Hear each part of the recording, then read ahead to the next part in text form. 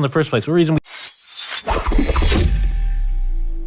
We here at Shockwaves are thankful for our sponsor, Fright Rags. Fright Rags right now has brand new Creepshow collection, including shirts and hoodies. They also have the all-new Jigsaw collection. You can also check out the officially licensed Trick or Treat and Halloween lines on shirts, pins, and more. They still have the General Mills line, including awesome t-shirts of the monster cereals. All the artwork is custom made by top horror talent, and you can get 10% off your next order by just entering Shockwaves 1217 at checkout. Get 10%. Enter Shockwaves 1217 at checkout, fright-rags.com. One of the things I'm thankful for is our other sponsor, Shudder. Brought to you by AMC Networks, Shudder is not only a premium streaming video service, but an experience unlike any other. Created for fans of all degrees of thrillers, suspense, and horror, Shudder is home to the largest and fastest-growing human-curated selection of high-quality, spine-tingling, and provocative films, TV series, and originals, and there's always something new and unexpected for Shudder members to explore.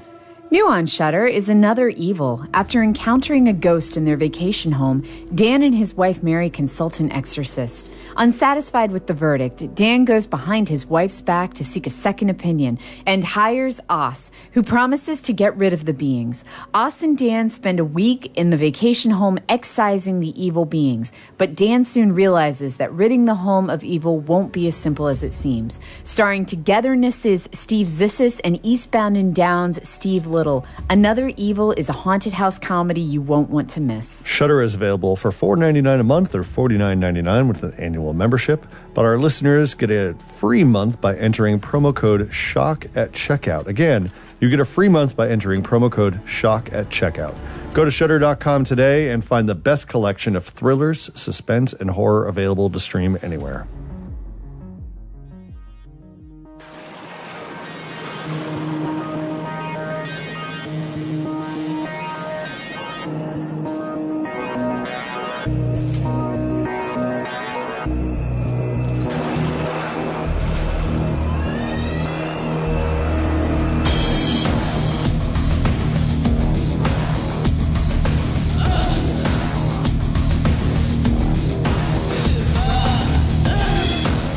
Okay, and welcome to episode 74 of Shockwaves. This is our very special Thanksgiving episode, or Black Friday episode, however you want to roll with it. Sure. I am one of your hosts, Rob Galluzzo.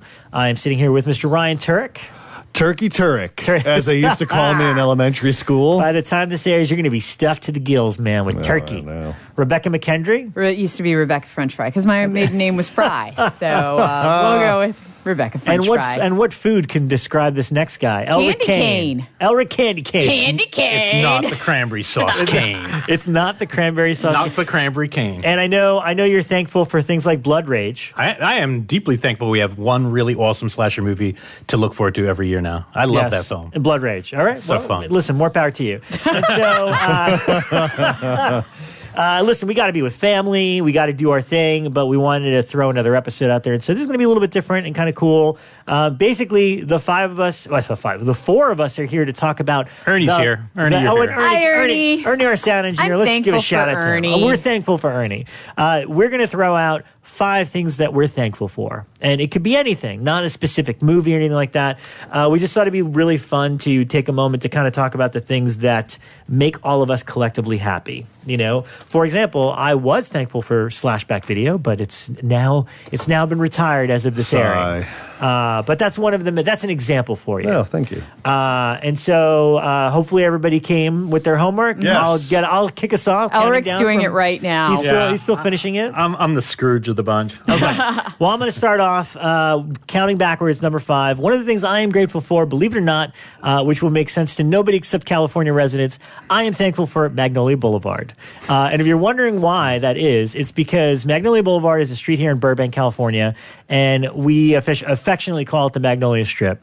And there's just a ton of horror and pop culture related stores all within walking distance of each other. And that's the thing. I remember when I was a kid, I had like 2 stores within walking distance that, you know, like a general store that had a rack of comic books. Yeah. Like that was my thing I got excited to go to. And then I'd go to the bookstore because I was hoping I could find a Fangoria there. But that was kind of it. There wasn't much. So if you told young 10-year-old Rob G, who's scourging for Fangoria in a comic book, that I would live 5 minutes away from a strip that included Dark Delicacies, Blast from the Past, Creature Features, Halloween Town, the Black Mystic Cat Comics is really Black cool. Cat Just Comics opened is up. brand new. Yeah. What's the one? This one's further down, but I learned of it from is it the Perky Nerd? the Perky Nerd and you been there yet? Well, Geeky there's Tease is Geeky also. Tease. There's Yes. And the Geeky Perky Tease, Nerd is Perky great. Nerd. There's some new additions. Yeah. Mystic Museum. And Mystic Museum, which is Bearded Lady Vintage, Yep, where you yep. did slash back. Yep. And so the point being is when I have friends visiting from out of town, especially ones with the same sensibilities as us that just like horror and cool stuff, I always say you got to hit up Magnolia Boulevard. Hell and yeah. Just take a walk down that street and there'll be a dozen places, including there's a couple of coffee shops, there's some vintage clothes stores. Really cool little rockabilly stores along the stretch too. And how often, because I know, Becca, you just did this recently, they do, is it weekly where they do kind of like... Once a month, ladies' night. They do it once a month. It's family night. And we just moved like a block away from the strip, which we've been so excited about because we can walk to like Romancing the Bean, which is one of the coffee shops there, and everything. And yeah, so they do it once a month. They do this thing. It was ladies' night, but then I think they decided to expand it. So now it's family night. Yes. And they bring in all of these amazing food trucks. Like I don't eat that day because I'm seriously like, no, I'm eating fried okra for dinner. It feels like a fair, like an outdoor fair. They bring in, it's amazing stuff. Like they have nitrogen ice cream that my daughter always gets. And it's the only time, I swear to Why God. are you giving your kid nitrogen ice cream? They have like liquid nitrogen and they literally use it to freeze the cream instantaneously. And I can't have it because I'm allergic to milk, but my daughter like freaks, shut up boys. But apparently it's the greatest stuff ever. And it's the one time of the month I eat barbecue. So yeah, Wow. I love it. But, and all of the stores set up all these like outside booths. Usually a couple of charities will set up. I was there last month, for the Etheria scholarship thing that we're doing. Oh, that's right. And I ran into Ryan while we were there. And yeah, it's a wonderful thing. It's also where horror trivia happens, which is Blast from the Past Blast from on the Past. Magnolia Boulevard. But there's also great restaurants. Yeah. There's Portos, and Romancing the Bean is a good place to just get a start sandwich, up. Yeah. coffee, whatever you want. Yeah. Excellent. Well, that's what I'm thankful for. That's my number 5. That's a good one, Rob. How about you, Good one. Ryan? Why don't you kick us off? Well, in addition to being thankful for my family and friends like These are yourselves, givens. Yes. Yeah. and our listeners, also givens, I am thankful this year for horror board games. Oh, yes. You guys have gone on this journey with me as I talk enthusiastically about But we haven't played it yet. We have to do it as a group. Yeah. Well, Yes, I've played on a few nights Mixtape with him. Massacre. Yeah. It's so much fun. Yeah. Camp Grizzly, Betrayal at House on the Hill, and most recently the Thing Outpost, yeah. Yeah, which is a great game, which I really need to talk about at some point.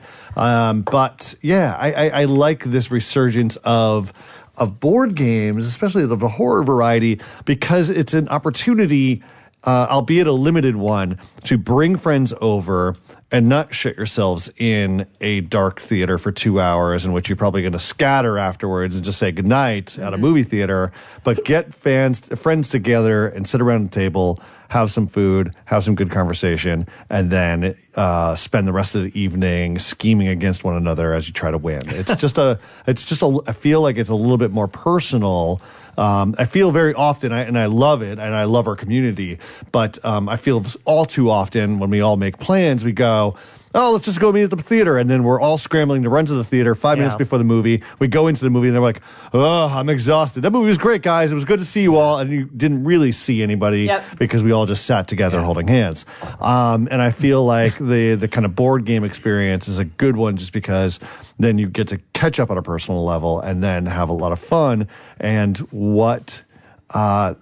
and also the production value of the board games have gotten significantly cooler now that they're bringing in great artists like Justin Erickson and Fred and his team at Mixtape Massacre and I'm looking at the list of other things that are coming up, and it's just fantastic. So I'm thankful for horror board What would games. be your starter? Like if somebody wanted to buy Mixtape. one? Mixtape Massacre? Mixtape is the great starter kit. They got an expansion pack coming, but it's a great when Ciara and I have friends over who want to get in on the board game fun, we kind of had them laid out in terms of difficulty. We're like, listen, do you want to get into something that's really involved, like Betrayal, or do you want something that is light, easy to engage in, and you still have a lot of fun. Mixtape is on that level where it's just like the rules are simple, the what you need to achieve is simple, and it's a blast. It's just a walk down memory lane. So beautiful. Yeah. Becca, you're number 5. My number 5. This year, I am thankful for graphic novels, which I really started getting back into during the spring when I was at Phoenix Comic-Con and ended up like dropping like $100 on graphic novels while I was there, just because I was kind of like, I'm doing it. And since I've been taking the subway a lot while I'm teaching at USC, I've been literally just burning through graphic novels, reading them, and I'm absolutely loving it. And oftentimes, whereas certain, and this is largely due to budgetary restraints, like a lot of the horror films we watch, they feel very contained. They feel kind of small. You know, you might get a couple of really good scenes, but nothing feels quite as extravagant as some of the films that I think we grew up with. Whereas in the 80s, it was all about going to space and going here and, you know, giant new worlds. Most films can't afford to do that anymore, so we don't. But graphic novels definitely take me to that other worlds and present, you know, crazy new monsters and things like that I don't always get to see on screen now. So to throw out some of the amazing titles that I have encountered this year, Bitch Planet, Moonshine, Bitch Planet across the board, by far one of my faves. And they've now actually kind of started like a Bitch Planet anthology thing where it's still following the same concept in the same Bitch Planet, but it now breaks off into some of the other character stories, which is awesome.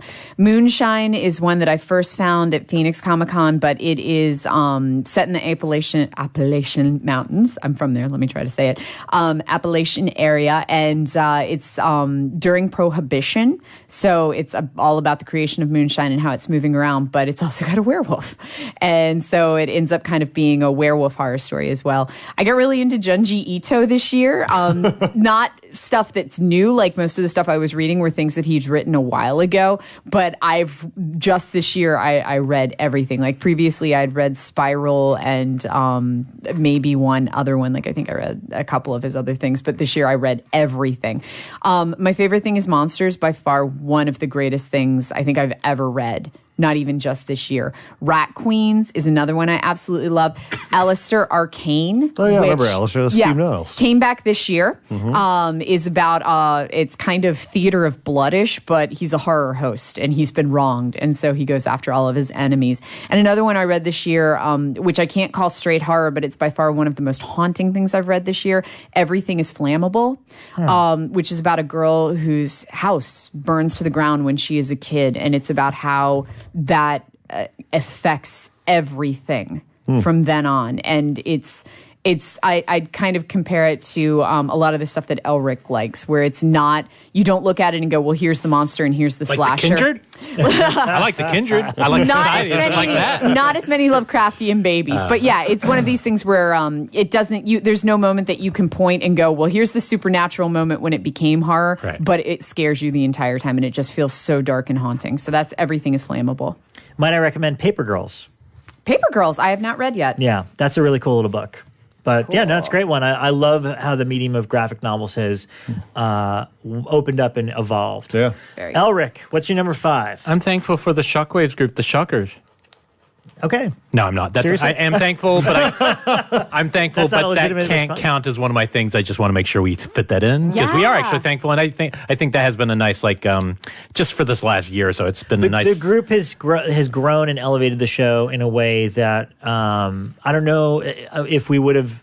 It was a very organic and super cool thing. Yeah, and I am genuinely thankful for it. No, definitely. I mean, I think as a show, that would be one of the biggest things I would thank since becoming a show. Yeah. This version of our show, Shockwaves. So definitely kudos to all of you and reminding people that we are a show in the group. As the group got so big, some people don't know Shockwaves is a podcast. Welcome aboard. And here you are. But that wasn't what I'm thinking. I'm going to start with a really huge one for me this year has been I'm thankful for podcasts. And this is not talking about our podcast, but my God, when my job changed this year, my commute doubled and I am in the fucking car an hour and a half each way. And that's every day. So you get to the end of the week. That is 3 hours a day of time you never get back. Take the subway. I could take a bus, but there literally, I listen to so many shows now because I literally can get through sometimes 2 on the way. Some of my favorites, this is an interesting medium because when we started Killer POV, I didn't really listen to podcasts and I didn't really know what the format was. And I do find myself largely drawn to the unproduced ones that, that haven't got a lot of production. Sure. Much more like what we do. Because you are literally sitting in on these interesting conversations, specifically ones about movies. Obviously, that's really what I listen to. And in October, the horror ones were great because a lot of the non-horror podcasts were also doing horror episodes. Even Film Comment did a Toby Hooper episode, which is actually really good because it was hearing like nerds, and I mean like academic nerds, suddenly get excited by a film director. It's like, oh, that's interesting. We wouldn't have necessarily thought of that. But so some of the ones I love, the 80s All Over is definitely something I've been listening to religiously because you can just, some of your blind spots will be filled in because they're going film by film of the 80s. Supporting characters, F This Movie, Patrick Brownlee, Wrong Reel, Projection Booth, Faculty of Horror, Splatcast, You Must Remember This. These are all shows, the Psycho series, the Inside Exorcist. These are things that literally saved me from probably not being able to do my job. You know what I mean? So I'm deeply thankful for that. It also turns you on to new things and it helps me understand why people like our show more because it's not something you can really understand when you first start something like a podcast. It's just a bunch of people hanging out talking. Then you start listening to shows and go, yeah, that's why, because it fills the time in a way that you feel like you're part of it. You sometimes get turned on to something new, sometimes interesting interviews. Mm-hmm. So I'm very thankful to podcasts. Beautiful.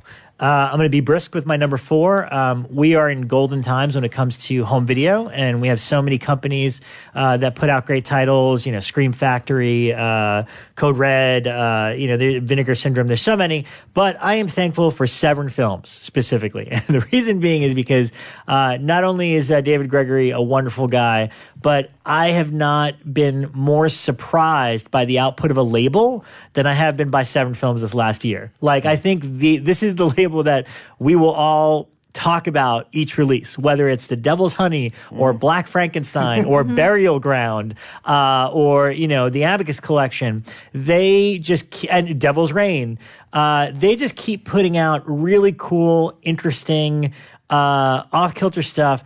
And every one of them is always beyond pristine. The fact that they restore these films, Wild Beasts, there's just so many great weird discoveries that we had this year from them. And so I'm really thankful that there is a label that's this weird and off kilter, restoring and salvaging these movies and putting them out in the best possible presentation with special features and all that. Again, all the labels do a great job, but it's just Severin's the one that has turned me on to the weirdest stuff that I'd never seen before this year. And it seems like they're getting bigger. It feels like they've obviously got some very big releases on the cards. I was privy to a few of them, and so David will come back to the show to announce one in particular that everyone's going to go nuts about. So yeah, they're going to get bigger and better, and kick ass.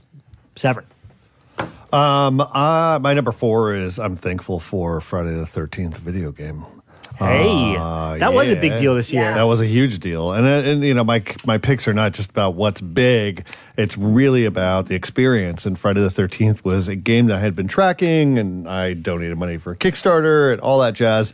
And after a rocky start, they found their footing. And I think that, I played over the weekend, and it was so fantastic because it was bringing horror fans and gamers together. And when you are in an experience like Call of Duty, I play Call of Duty a lot. I play Star Wars Battlefront a lot. And you hop on your headset and you're not really talking to anybody. You're just kind of blasting people away. And with Friday the 13th, you're getting in groups and you're playing as counselors and you're on headsets and you're conversing with one another. Like this weekend, I popped on and I heard, so, the production's going slow, but we made some really cool monsters. And the guy's like, oh, that's great, man. When are you going to go back to set? And the guy's like, oh, this is Monday, but the laundry list of cool effects we're going to do. And I was like, oh, hey guys, hi, how are you? who is this? And we just started talking about movies. And then they busted my balls promptly for being a terrible Jason, which I am sometimes. And but it's also the game that keeps on giving because even though they had a rocky start, they learned from their mistakes, they smoothed things out, and then they just started revealing like new counselors and new Characters. clothing. And Is Roy there yet? and I know Roy's coming, right? Roy is coming. I'm playing when Roy I think comes. Roy's Side coming. note, did you read that? I mean, I don't think it's true, but there's an article. I mean, there's some crazy conspiracy theory articles about Friday the 13th, but there's a great article about arguing that Jason Voorhees was cremated, as they state in Friday 5, and that the Jason from 5 and on is actually Roy. Like, Roy is the one resurrected. Because Oh, my God. why is he so smart after, smart and angry? It's like, of course, it's Roy. Roy resurrected. They just put Jason Voorhees on the grave. I just thought that was a great theory, and I'm like, yeah, I'll buy that, sure. Oh, God. It's That's not funny. true Yeah, because yeah. obviously the fatigue to Jason's face, but still. Also, Jason's not a Deadite. Anyways, Yeah. so anyways, thank you, Friday the 13th, the video game, for continuing the Friday legacy, the Jason Voorhees legacy, and doing what big studios cannot do, which is resurrect Jason and then also bring the horror community together so it's real-time fandom occurring during gameplay. Yeah. You're getting these mini movies and these mini scenarios, and then you've got reactions and fans reacting to them. So I love it. Nice. Great. Becca. Okay, I'm going to go with gateway horror.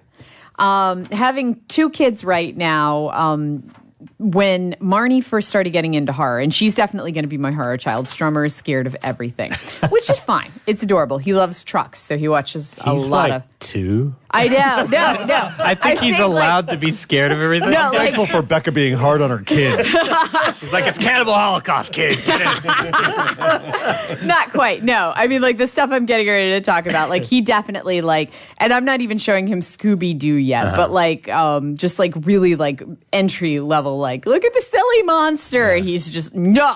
And gets really upset with it. And, like, even, like, we've watched, like, silly gorilla stuff where, like, gorillas pop out. And he gets really, he does not like scares. He does not like shocks. And he hates playing peekaboo. He's just not into that. He's into cars. And that's awesome. But Marnie has really been starting to get into more of monsters. And she really loves watching Godzilla and things like that. So I started showing her Scooby-Doo, which she's always really loved Scooby-Doo, but she started getting more into it. And then she started complaining that the animation was really dodgy. Which one are you showing? The original Hanna-Barbera? All of them. Like, I even tried. The newer ones are actually really I've heard they're really scary. good. I got to watch like, it. I love Mystery Scooby-Doo. Inc., I have to say, it's a bit too much for her because it gets into, like, conspiracy theories, and Louis Black is in it, and it gets really Lovecraftian. It's heavy. Like, she didn't get it. She wasn't scared of it, but it does have some really terrifying moments. But she didn't like the animation on the original, which when you watch it now, you're like, yeah, it is a little dodgy. I mean, we've advanced like 50 years. So, yeah. But that said, when we started looking for other shows that she might be interested in, we found a great amount of kind of gateway horror cartoons going on right now. Monster High is probably the one that most people know, but there's also Super Monster, which is on Netflix now and has been going for a couple of months now, and it's about preschool kids. It's a preschool for monsters. It's literally like a preschool for like a little Frankenstein, a little werewolf, and things like that, and it's adorable. And then the new one that she's gotten really into is Disney, and it's called Vampirina, and it's about a preschool vampire who moves from Transylvania to Pennsylvania. And her whole house is haunted, but they run a haunted B&B, and all these monsters come stay there. And it's freaking adorbs. And I love it. And so I'm grateful that I get to, even on this 5-year-old level, share my love of monsters and everything with my kids. Nice. Beautiful. Yeah. This will sound cheesy, or maybe because of everything that's happening, news and Weinstein stuff, but this is coming from a genuine place. This isn't me trying to not get beat up on Twitter. I'm actually thankful for the rise of women filmmakers in horror, and it's from very selfish reasons. And I really genuinely mean this, because I was looking at titles that I have really enjoyed lately. Raw, Girl Who Walks Home Alone at Dark, Babadook, The Invitation, Honeymoon. And what I feel, these are all Amer, all movies that really like get me. And I felt like I was seeing something new in the world, and it was a different kind of movie. And I'm not saying that that's gendered by any means, but it just feels like there are new stories and new feelings, new ways to approach movies. And I think part of that is by changing the equation of who's making the movies. It could be anyone, but for me, I've definitely noticed that there has been a rise in this voice. It also kind of connects to what you're doing with the scholarship. And so this isn't meant to be like, oh, look, I'm PC. I don't give a shit about that kind of stuff. But I genuinely think there's a selfish selfish part of me that wants to see new stories because, you know, the easiest way to get bored of this genre is when it gets to be the same old shit. And the easiest way to change that is let different people tell stories. You know what I mean? It's not meaning reinventing the wheel by any means, but it's different. And these movies are all different. You look at those movies, they're all really super unique. And there's much more than that.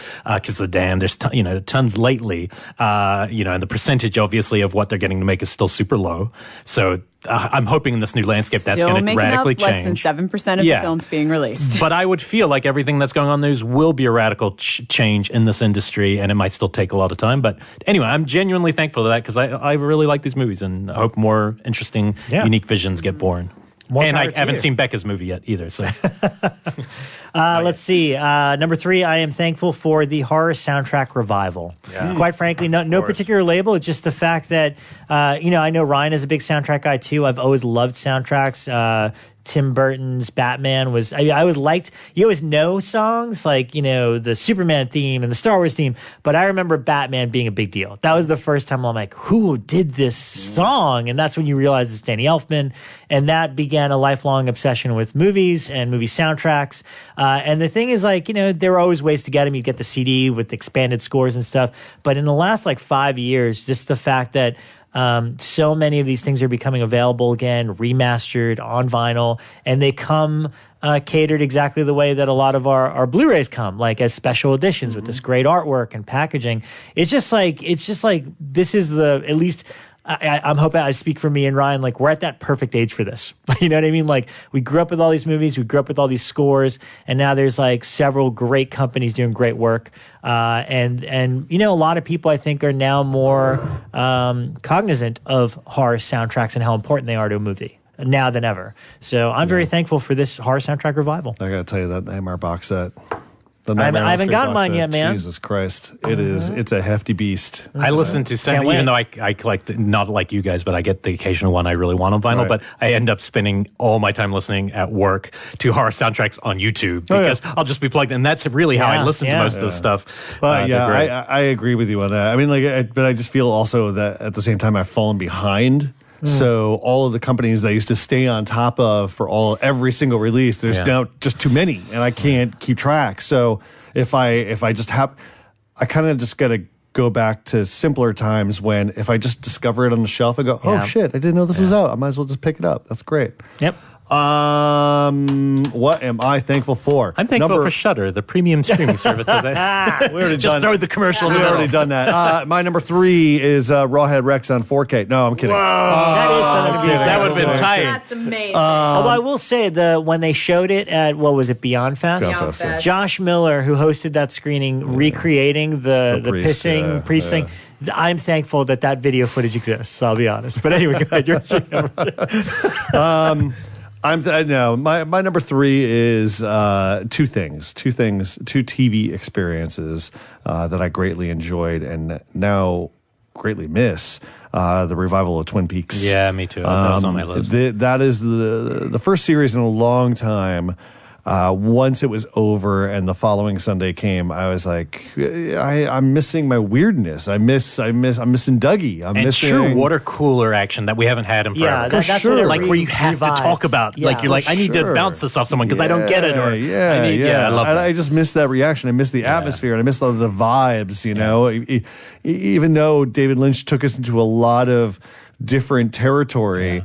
I just missed the discovery. I just missed where are we going this week? What's he going to do? And literally the least predictable thing in the history of anything. Oh, absolutely. From week to week, you wouldn't know what you were going to get. Well, the one constant is Sherilyn Fenn Audrey was still going to be asking questions about what the fuck was going on. Yeah. And I also didn't think I'd miss Dougie the amount I do. I miss him. He's now my favorite thing. And then the time you're frustrated by Dougie, but now it's I love Dougie. Well, that's the thing. I miss being frustrated about Dougie. Yeah. I miss going, oh, Jesus, it's another Dougie Jones episode. Dougie was when America was good. Yeah. America used to be a good country and Dougie was our leader, and now I don't know what's happened. It's like, who's going to guide him into his office today? Yeah. And then the other one is Stranger Things season 2, which we talked about in a couple episodes ago. Oh, we haven't finished then. No, but we will. No, I finished. Oh, I finished it, and I really Everybody liked it. finished Yeah. it. Well, when we get back from the break, we'll talk about it. But We'll let everybody catch up by then, I'll probably have seen it again. Yeah. Because much like a cinematic experience, I'm ready to go back and just rewatch it again. And I used to do that a lot with TV shows that I just really,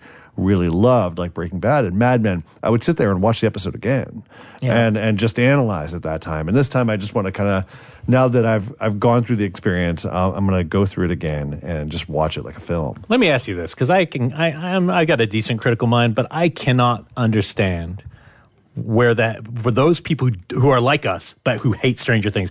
I don't even have an inkling. Like they go, oh, fucking nostalgia. It's like, yeah, nostalgia can be beautiful. I will mention that when I get to my number one. Okay, but I'm genuinely curious for those people who really don't like that series but love all the movies we always talk about. Honestly, I'm curious what that is. Can I tell you something? I don't know what it is. I don't care if this is Tommy. Yeah. I don't trust you if you don't like Stranger Things. That's like my barometer for life is like, if that doesn't hit all your sweet spots and make you smile, then there's something cynically wrong with you. Like, well, especially if you're our age. It's different. If somebody was 60, I could see they missed it. They don't care about that period. Say they had. Maybe. But where we are, I don't. But then, what's grow up on funny is Spielberg, and I'm curious about your kid, but my friends' kids that are young love it. Oh, yeah, they love it. So She loves much. Oh, and teens are loving it. So which is awesome. More on that in a minute. Yeah. Okay. Becca. Yes. So my number 3 we're on right now. Yes. I am thankful for conventions. Oh, really? Still? Yeah, I know, right? I don't go to nearly as many as I used to. Like when I was doing the Fangoria director of marketing thing, you guys know, I was literally like at one a month. And it was, at that point, they became more frustrating because I would have to be like, I don't remember where I am. I have to be at Phoenix, right? No, I have to be in Philly. And that's when they got to be very kind of more frustrating than anything. But literally, I went to like 4 this past year. Texas Frightmare. I will always be thankful for Texas Frightmare.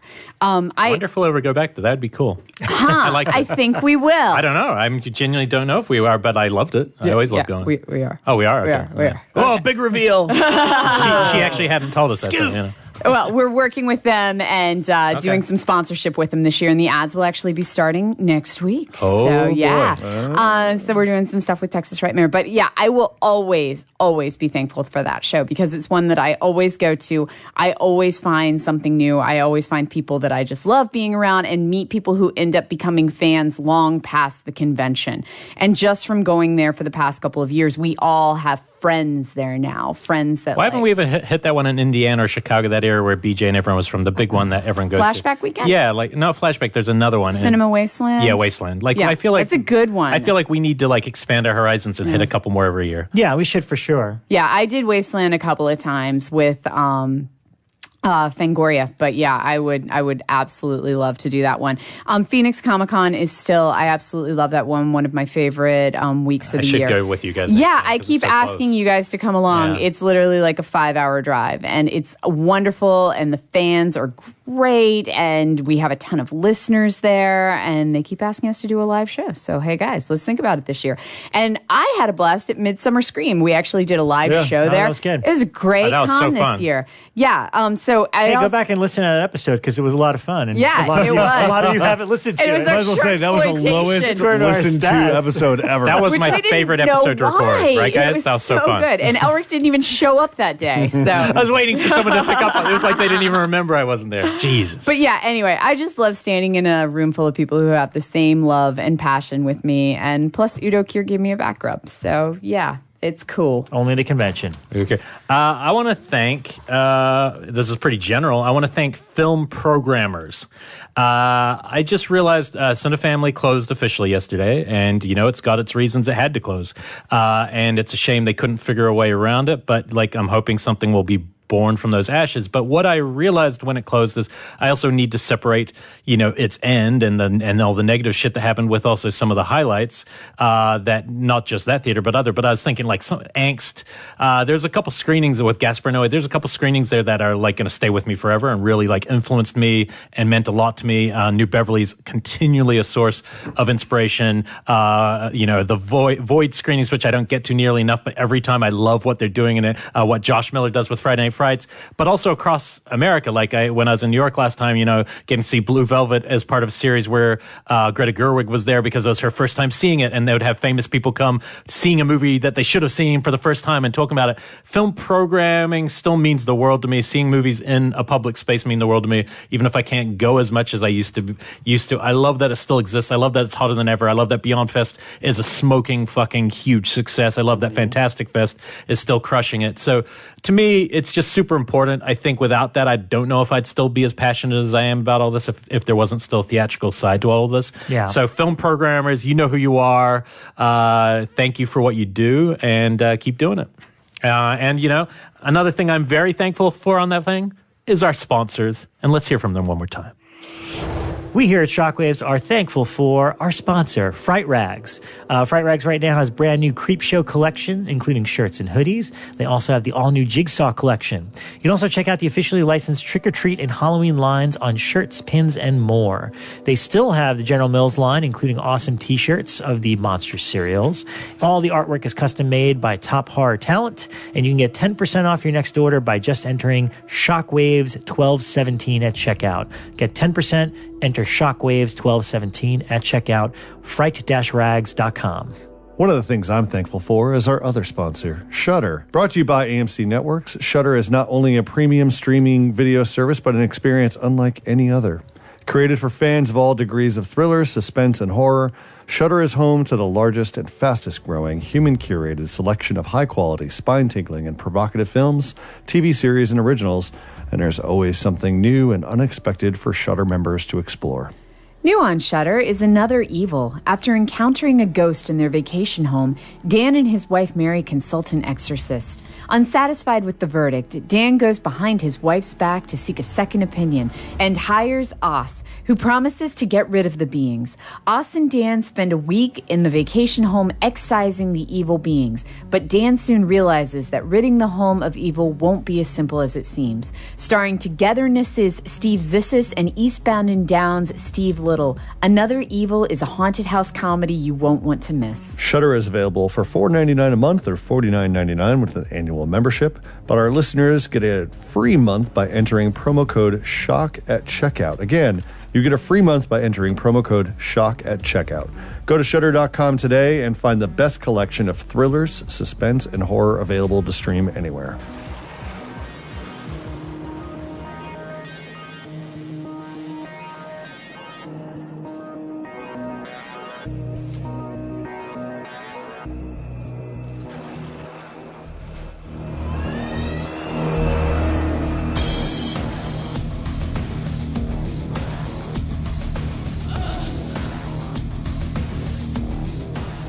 Okay, and we're back. And let's see, we're up to our number 2 of the 5 things we're most thankful for Thanksgiving. For me, look, this is an obvious one if you listen to the show. I'm really thankful for Home 3D. And more... Whoa, not you. You got 4 more years, kid. Yeah, I'm telling you, man. More so I'm starting the clock. No, I really, look, I've said it a million times. I just love the way stuff looks. But you know what else? It's because I'm one of a select few of our group that has a 3D TV. I mean, I have convinced 2 or 3 different people to buy them. Like Dave Parker bought one after I showed it to him. Tony Giles. I almost got Spooky Dan to buy one, but he turned to his wife and she's like, nope. But the point being is because I'm one of those people and I'm compulsive about collecting a lot of movies, I like to be a curator. And I just love having 3D movie nights. I like getting different groups of people together and curating things like that awful non-Universal movies that we did a couple weeks ago. And, I've been talking to Becca. I definitely want her to bring Marnie over I have all the animated stuff. So either Monster House or Paranorman or just... She loves maybe Monster Nightmare House. Before Christmas. Is Hotel Transylvania in Yep, 3D? I got both of gosh, those. she loves those movies. So that's the thing. I love that I'm able to, it's fun for me. I think the movies look better when you get to watch them at home and it's calibrated correctly. Do you have Gaspar Noé's Love? No, but it is on my wish list. I haven't seen it, and I want to see it like that. Well, you know what? I accidentally clicked play on Netflix when it was on there, and the opening 2 seconds, it's right out there. No, I've heard it's crazy, but I want to see that in 3D. Yes, that is on my list. Right. I'm getting Love in 3D from Gaspar Noé, and I'm very thankful for Home 3D. Ryan, take it away. I'm thankful for Rob's love for Home 3D. Hey, we did My Bloody Valentine, and remember that on Valentine's Day?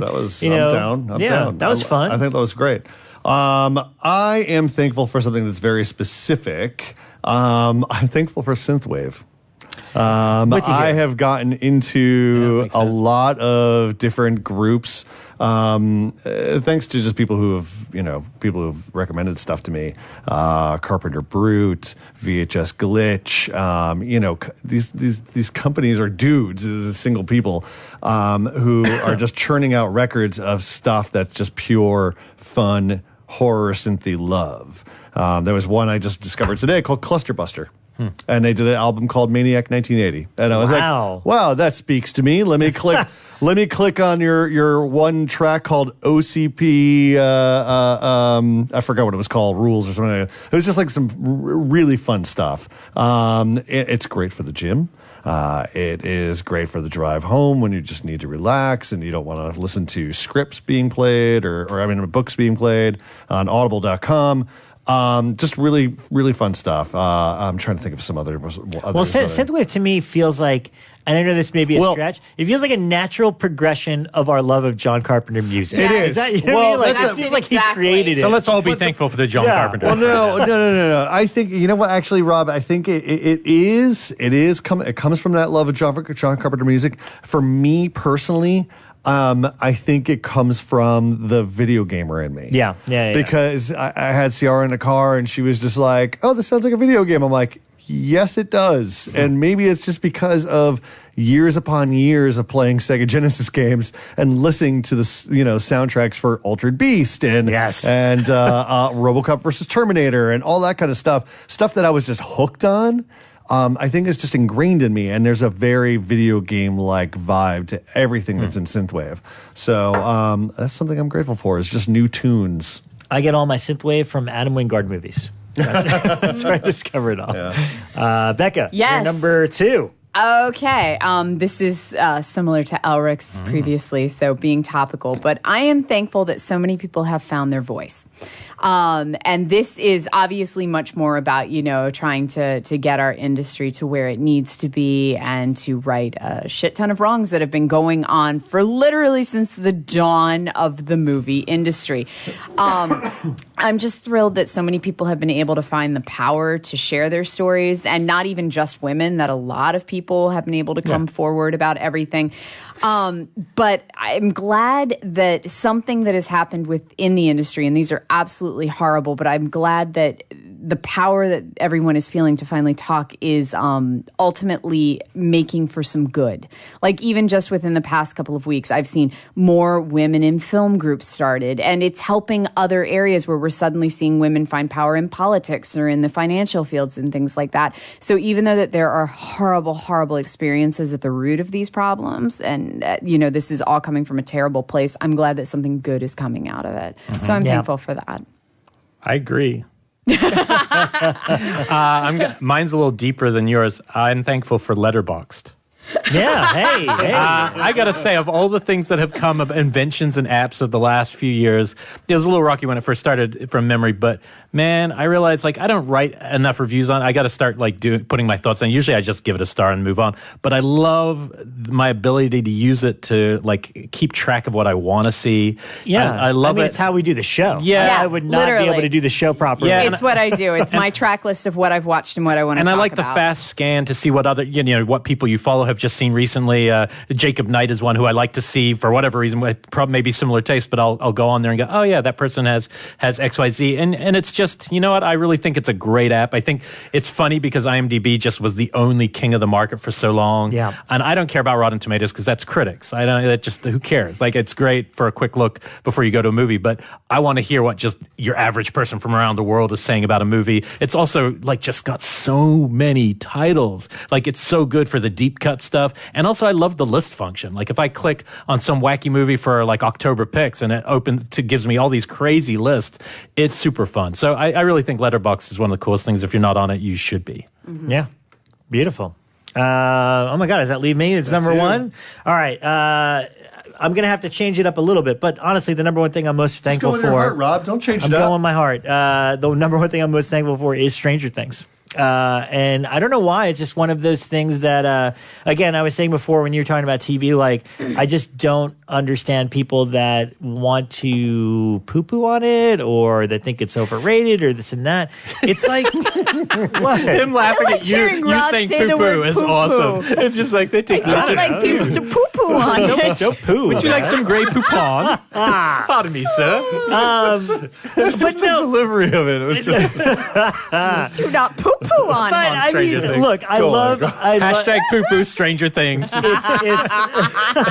It's just one of my of all. We've gotten a lot of cool shit in the last couple of years, movies, TVs, all this kind of stuff, TV shows, and this is just it's the one thing that just hit perfectly at my life. Like, I remember when I was younger.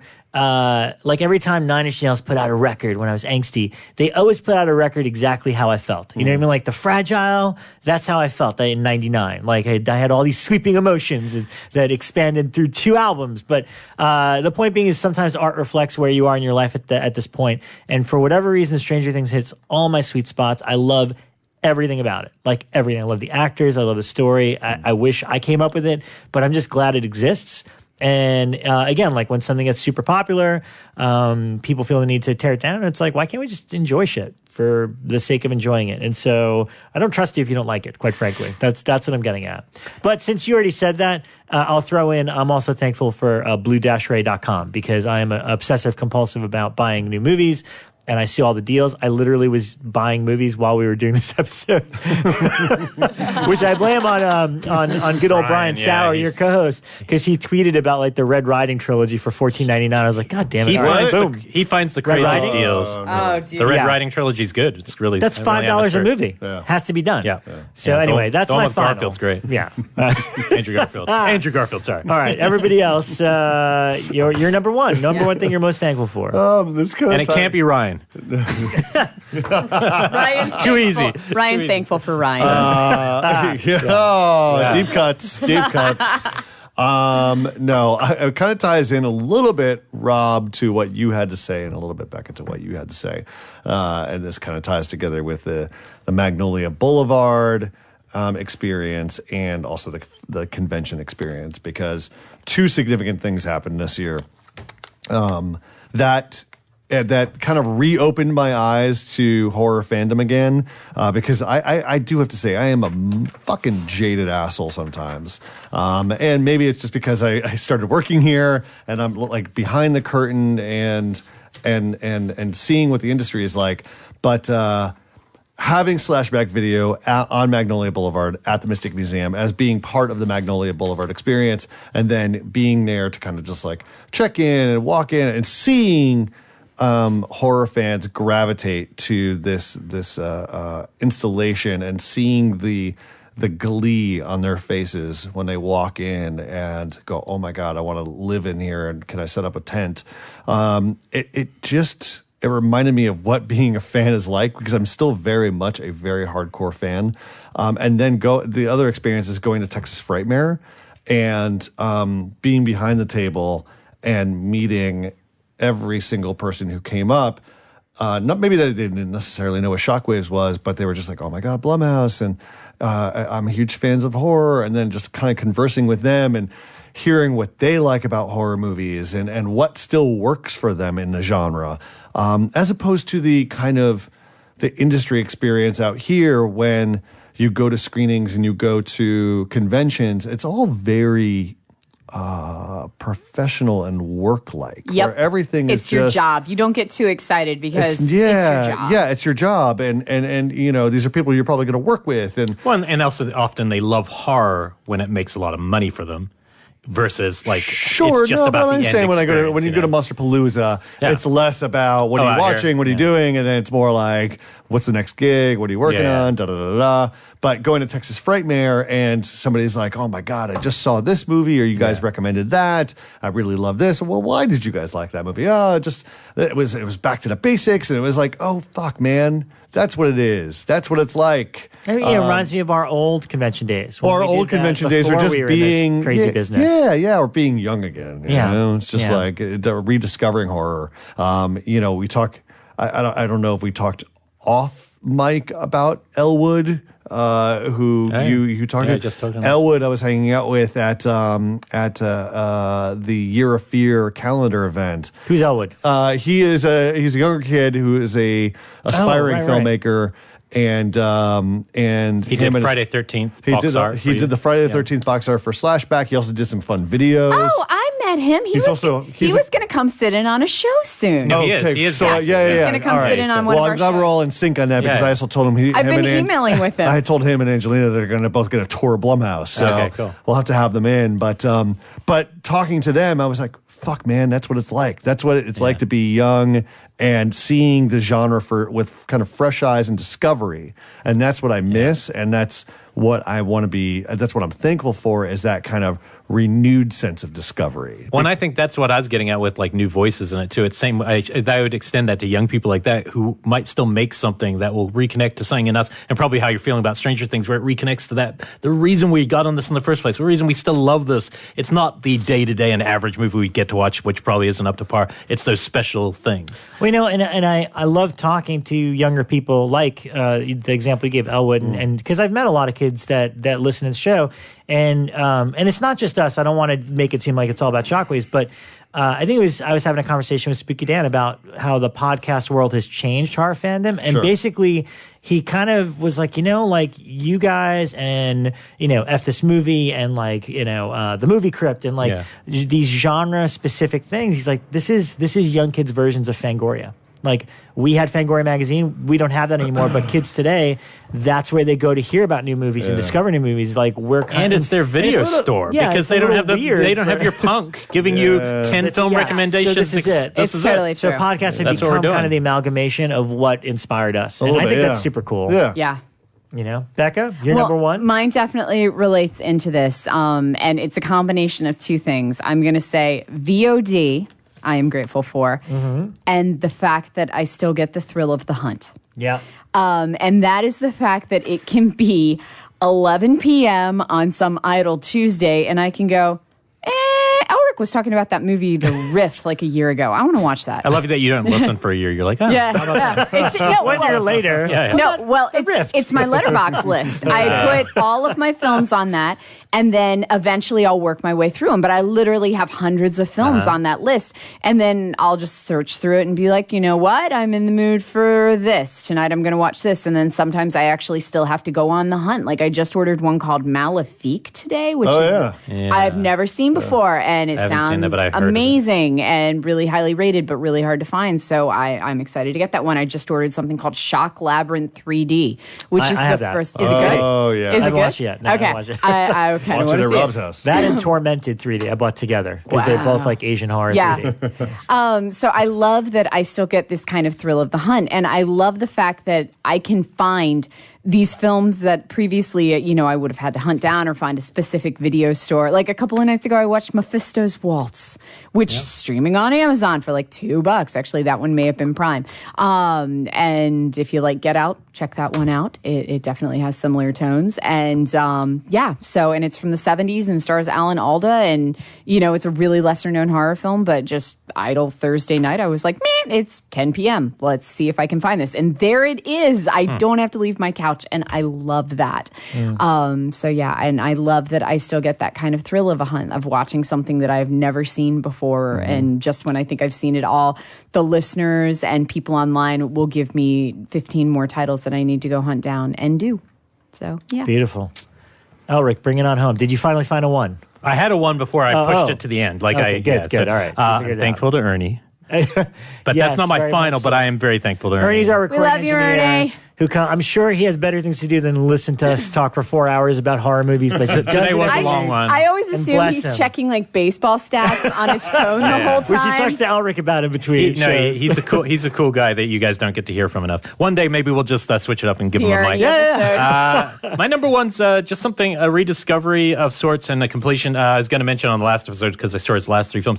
I am genuinely thankful for the cinema of Val Lewton. For me, this has become almost my universal now because like I haven't had a reaction so strongly to a body of work, and this is a creative producer, so not a director. He didn't direct any of the films, wrote quite a few of them under an alias, but I'd recorded all of them off TCM, and over the last year I've slowly been watching them all, like because I kind of wanted to enjoy it. And I'd already seen obviously I Walk with a Zombie, and I'd seen The Seventh Victim last year, and I'd seen I'm trying to think one other of the Cat People, of course. I'd seen them all 20 years ago, and remember liking them but feeling they're a little creaky, and I didn't really get what the appeal is. But now I realize the mastery of what's in the darkness and not ever showing you the thing that is bringing the fear. And so what I did in last week, I watched his last 3 films, and the last 3 that he's responsible for aren't the strongest of the work, but one of them which I hadn't seen was The Body Snatcher, which Robert Wise directed, and man is it good. It's Boris Karloff as digging up graves, which I thought was hilarious because think about the irony that Frankenstein is literally made up. But it's also him he gets to square off against Bela Lugosi in a major scene, which is super fun to see Karloff and Lugosi, even though they're in other films together, but it's super fun to see a very serious version where Karloff kills the shit out of him. And I thought that was super cool, which you must remember this is doing podcast right now. And it's on my list, so I know it's on Amazon VOD for it probably is. All of months. mine were off TCM, and I know there's a really rare DVD set. This stuff, it's bonkers that this isn't all on a major Criterion thing. Like Cat People is, but they all need to be. Curse of the Cat People has become, I think it's the worst sequel ever made, and it might be one of my favorite movies ever made because it has nothing to do with the first one. Not even, there's no cat people to be, nothing. Right. Nothing to do except for title. But my God, is it a beautiful, elegant kids, like, kind of horror, kind of family drama. But the thing that's kind of helped is, so I've been watching these movies, and I know I've talked about it before on here, but I really want to bring it back. The best thing, and I talked about podcasts earlier, but the best thing I've heard this year for me was The Secret History of Hollywood, which is a podcast very much like You Must Remember This by a guy in England, and he is basically right now charting the films of Val Lewton. Each one, he charts the film, but really then it becomes about the making of that film. He does the voice of Val Lewton. It's about what's happening behind the scenes in the productions and coming up with these scripts. It's about RKO. It's about, literally, he had a deal where he was given a title, and they're always fucking ridiculous, like Leopard Man, and he had to make that into a movie. And he had complete artistic freedom as a producer, except for the title. He just had to do whatever the fucking title was. He had to make it. And the stories are it's just phenomenal. It's like the best level of those kind of produced podcasts I've ever heard. And it just kind of hit maybe at that perfect point where I was just rediscovering the movies of this guy that just as an adult, I don't think those films would have hit me like Universal movies did if I was young. But as an adult, I feel like they are the perfect ones and they're all like an hour or 70 minutes or something. They're really kind of amazing pieces of work, and I've just finished. So as of like last night was my last one, Bedlam, and it was hard to kind of, I felt like, there's going to be no more new Val Lewton produced movies. So if you haven't done that, and I know some people I know a lot of you will have seen a couple of the classics, but man, there are Seventh Victim being the one I probably love most. I think that's my favorite. Yeah, it's so good. It's such an interesting movie, but there's just, I think, maybe next Halloween even, just like slowly start doing what I did. I did every year. I didn't rush it. I don't binge them because they're very much of a type. But man, it's so cool that there was a guy out there, and he a cool thing that I discovered about him is he actually wrote a couple early stories in Weird Tales, like early Weird Tales, before he started making these movies. And he wrote a lot of stuff as an alias. So that's another thing I didn't necessarily know about him. I just thought of him as a producer. But it's really cool, the idea that producers can be creative and really big, and obviously they still are, but it's a different mindset than what a lot of us think of as a typical producer. And I think we should celebrate his work. And I'm truly and I'm not just, I'm thankful. No, it's made a big impact on me this year. It really has. His work, I think I'll be thinking about it for years. So super cool stuff. Beautiful. Well, that was really fun. That was a cool little assignment. Yeah, that was fun. Well done. You know, to close out, look, I'm thankful for you guys, my co-hosts. We don't get to see each other too often, but we get together once a week. We used to, yeah. I always look forward to it. You guys are like family, and so I'm very thankful for you guys. Aww. And of course, I'm thankful for everyone listening. You guys make it worthwhile. When we hear from you and you join the conversation, your family as well. So. And I also want to say thank you to our sponsors who Yes. have kept us going throughout the year. Yeah. And it's because of the listeners supporting our sponsors that we keep going. So Yes. we encourage all of our listeners to keep supporting our sponsors because that'll just keep our show going and make it better and better. I want to thank Rebekah for never dying on air. Thanks, Thank you for guys. never eating a peanut and dying on air. I makes do sense. what I It's been can. hairy, guys. I close. try. Yeah. I was tempted a few times, but I tried. Yeah, we want to use the pen thing, or at least Elric really wants to stab you with a pen. You're getting Maybe in stabbed in the heart 2018. one way or another. I will be like not breathing, but I will fight Elric away and be like, Ryan's doing it. What'll come first?